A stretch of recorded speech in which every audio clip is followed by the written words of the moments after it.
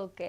So, మళ్ళీ 'సలార్‌కి' 10 డేసే shoot first dates అన్నారట. తర్వాత అది 1 ఇయర్‌కెళ్ళింది. మరి ఎలా ప్లాన్ చేసుకున్నారు? 10 డేస్‌కి, 1 ఇయర్‌కి ఇంత తేడా ఉంది గదా! షెడ్యూల్స్ గ్యాప్ ఉండేది కాబట్టి మేనేజ్ చేసుకోగలం. ఓకే. మరి స్టడీ ఏం డిస్టర్బ్ అవ్వడం అట్లేం లేదా? స్టడీ ఏం డిస్టర్బ్ అయ్యేది కాదు. ఎందుకంటే ఇటు సైడ్ స్కూల్ నుంచి సపోర్ట్ ఉండేది. ప్లస్ స్కూల్ నుంచి సపోర్ట్ ఉంది కాబట్టి అదేమైనా రివైజ్ చేసుకున్నా స్టడీ బ్యాలెన్స్ అయ్యేది. ఇక్కడ నుంచి ఫీల్డ్‌లో కూడా బ్యాలెన్స్ చేసుకునేదాన్ని. ఎప్పుడైనా exam plus shoot same day ఎప్పుడన్నా అయిందా అలా?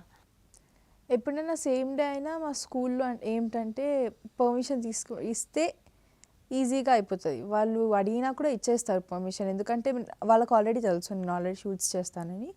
ఒకవేళ ఏమైనా షూట్ అయ్యి ఒక్కొక్కసారి అటు ఇటు అయితే పర్మిషన్ ఇస్తారు. నో ప్రాబ్లమ్ అటు సైడ్ నుంచి అయితే. ఓకే. ఫుల్ సపోర్ట్ అనమాట నీకు స్కూల్ నుంచయితే. ఓకే. ఫస్ట్ అసలు నీ కెరియర్ ఎలా స్టార్ట్ అయింది? ఎలా వచ్చావు ఇండస్ట్రీ సైడ్? నేను 2 ఇయర్స్ ఉన్నప్పుడు ఒక యాడ్ చేశాను. ఓకే. ఐపీఎల్ అంత యాడ్. చిన్నగున్నప్పుడు. ఓకే. అది ఫస్ట్ యాడ్. అది అక్కడి నుంచి స్టార్ట్ చేశాను. ఓకే. అక్కడి నుంచి ఆపర్చునిటీ స్టార్ట్ అయిపోయినాయి ఇంకా. 'సలార్‌కి' ఎలా వచ్చింది ఆపర్చునిటీ? సలార్ ఝాన్సీ చేశాను.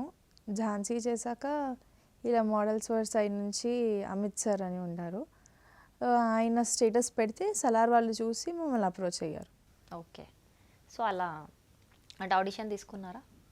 ఆడిషన్స్ తీసుకున్నారు. డైరెక్ట్‌గా సెలెక్ట్ అయ్యాను. ఆడిషన్స్ తీసుకున్నాక చాలామంది ఇచ్చారు దానికి ఆడిషన్స్. స్పెషల్‌గా నీకేం అడిగారు ఆడిషన్‌లో? ఆడిషన్‌లో సేమ్ మూవీలో ఇచ్చిన డైలాగే నార్మల్‌గా చేసి చూపియమన్నారు. చేశాను. ఇలా సేమ్ ఏడుస్తూనే చెయ్యాలి అంటే ఆడిషన్ చేశాక ప్రశాంత్ నీల్ సార్ వచ్చారు.